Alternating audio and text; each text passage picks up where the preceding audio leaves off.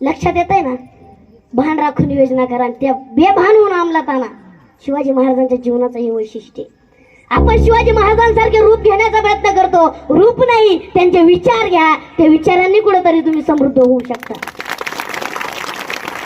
आता जर तसं पाहण्यात आलं तर पैठणी हा खेळ म्हणजे एक मनोरंजनाचा खेळ आहे. पण कसं आहे, काही महिलांच्या अपेक्षा असतात का भेटावा. आता मी त्यांच्या अपेक्षानं नाही जात, पण असते एक अपेक्षा का मिळावा. पण कसं आहे, जीवनात यशस्वी व्हायचं असेल तर अपयश हे पचवावंच लागतं. आणि अपयश ही यशाची पहिली पायरी. हे फार महत्वाचं आहे. म्हणजे नाराज होऊ नका.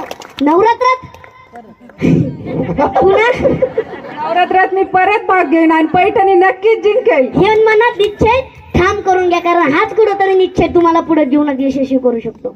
ठाम निश्चय हीच यशाची गुरुकिल्ली आहे बघा. ठाम निश्चय. आणि हाच निश्चय तुम्ही आत्ता करा, तेव्हा कुठंतरी जीवनात यशस्वी होऊ शकता. ही लहान मुलांचं समजावून सांगतो. म्हणजे मुलांना कसं आहे माहिती का, तुम्हाला जीवनात यशस्वी व्हायचंय ना, यशस्वी जीवनात कुठंतरी यश प्राप्त करायचंय नाही. मगाशी लय वारटात होते ना, आता काय सर जीवनात यशस्वी व्हायचंय ना,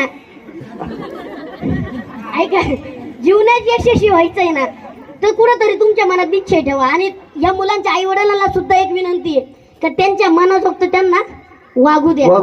कारण हे फार महत्वाचं आहे. आपण आपल्या मनमानी केली ना ते काहीच नाही करते. कसे आजकाल आहे ना, आई वडिलांच्या फार मोठ्या अपेक्षा असतात. तू कलेक्टर व्हावं, कुठंतरी मोठ्या पदवी जावं, बिझनेसमॅन व्हावं. अरे त्यांच्या मनाजोगत त्यांना वागू द्या ना. त्यांना गायनात रस्ते जाऊ द्या ना, त्यांना कीर्तनात रस्ते जाऊ द्या ना. आता मला जर कीर्तनात रस्ते माझे वडील म्हणले असते नाही तू तिकडे जाऊच नको, तू फक्त इकडंच अभ्यास कर, मोठा होय, कुठेतरी नोकरी. आता इथं असतो का उभा मी.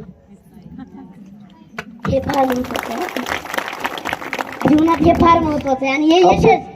त्याचे आई वडील एक खूप सर्वसाधारण घरातले. त्याचे वडील बांधकाम करतात आणि त्याची आई एक गृहिणी आहे. आणि त्यांनी त्याला एवढं छान घडवलंय आणि तो सुद्धा त्यांच्या विश्वासाला पात्र झालाय. आणि मी पण बोलतो, मी कार्यक्रमाला गेलो होतो दुसऱ्या. माझे काही विद्यार्थी आहेत